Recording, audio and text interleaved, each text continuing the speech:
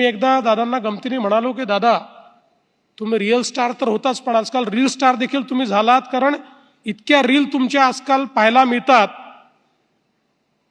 अतिशय मोकळेपणानं दादा सगळ्यांशी व्यवहार करायचे. आणि खरं तर मी असं म्हणेन की ज्यावेळी त्यांचं व्यक्तिमत्व, त्यांचं नेतृत्व एका वेगळ्या क्षितिजाकडे चाललं होतं. एक असा काळ होता की ज्या काळामध्ये संघर्षाकडनं दादा स्थैर्याकडे गेले होते. स्थैर्याकडे गेल्यानंतर खूप स्वप्न ही त्यांना पूर्ण करायची होती. त्या दिशेनं पूर्ण दृढतेनं ते चालले होते. आणि निश्चितपणे त्यांचं नेतृत्व एका वेगळ्या क्षितिजावर जात असताना अचानक आपल्यातनं त्यांचं निघून जाणं हे खरोखर अत्यंत वेदनादायी आहे, अत्यंत दुःखदायी आहे आणि विश्वास न बसण्यासारखा आहे. खरं म्हणजे निश्चितपणे सुनेत्राताई असतील, पार्थ आणि जय असतील, पवार कुटुंब असेल, यांच्यावर तर हा आघात आहेच.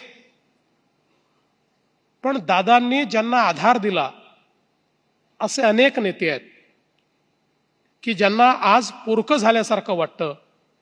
असे अनेक कार्यकर्ते आहेत की ज्यांना नेमकं कोणाकडे जावं असा प्रश्न या ठिकाणी उद्भवतो.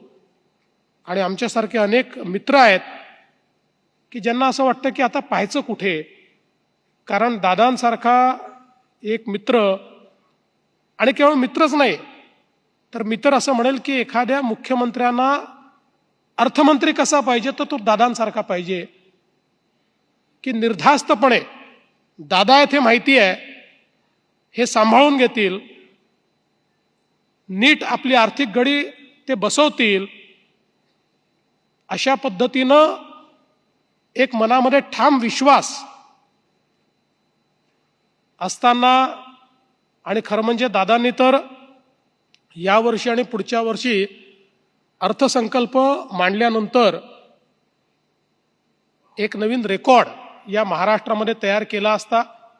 अशा परिस्थितीमध्ये दुर्दैवाने आता तो अर्थसंकल्प मला मांडावा लागतोय. पण मला असं वाटतं की जी आर्थिक शिस्त या महाराष्ट्राला दादांनी शिकवली त्या शिस्तीतच तो अर्थसंकल्प मांडण्याचा प्रयत्न हा मी करेन. आणि आपण सगळे मिळून दादांचे जे स्वप्न आहेत, त्यांचे जे गुण आहेत, त्यांचा जो गुणवत्तेचा आग्रह आहे, क्वालिटीचा आग्रह आहे,